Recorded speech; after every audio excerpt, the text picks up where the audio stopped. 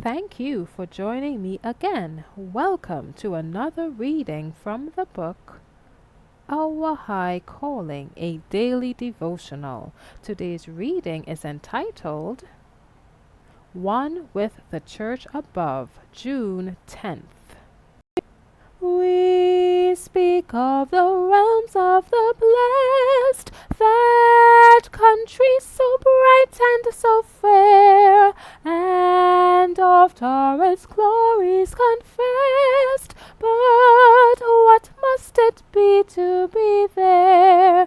We speak of its pathway of gold, its walls decked with jewels so rare, its wonders and pleasures untold.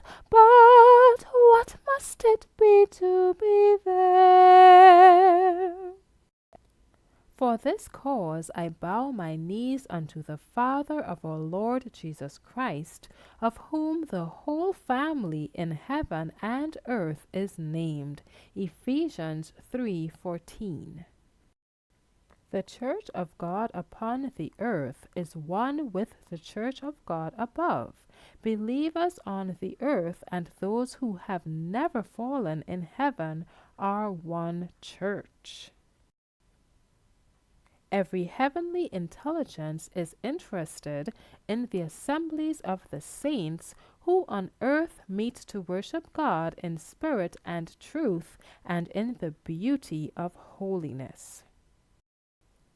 In the inner court of heaven, they listen to the testimonies of the witnesses for Christ in the outer court on earth, and the praise and thanksgiving that comes from the church below is taken up in the heavenly anthem, and praise and rejoicing resounds through the heavenly court, because Christ has not died in vain for the sons of Adam. While angels drink from the fountainhead, the saints on earth drink of the pure streams flowing from the throne of God, making glad the city of God. In every assembly of the saints below are the angels of God listening to the thanksgiving, the praise, the supplication that is offered by the people of God in testimonies, songs, and prayers. Let them remember that their prayers are supplemented by the choirs of the angelic host above. The company of believers may be few in number, but they have been taken by the cleaver of truth as rough stones from the quarry of the world, to be fitted up by test and trial for the place in God's heavenly temple, and they are very precious in the sight of the Lord.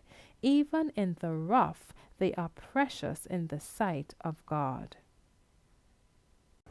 The axe and the hammer and the chisel of trial and test are in the hands of the one who is skillful, and are used not to destroy, not to bring to nothingness, but to work out the perfections of every soul. The Lord will no more cast off the humblest, lowliest believer in Jesus than he will demolish his throne. We are accepted in the Beloved. We are members of the royal family, children of the heavenly King, heirs of God and joint heirs with Jesus Christ. Do thou midst temptation and woe, for heaven my spirit prepare, and shortly I also shall know and feel what it is to be there.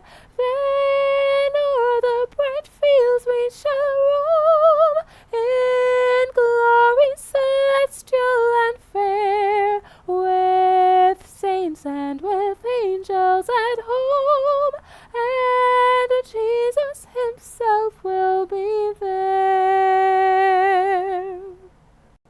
Thank you for listening today. Be sure to join me tomorrow for another reading from the book our high calling. God bless you.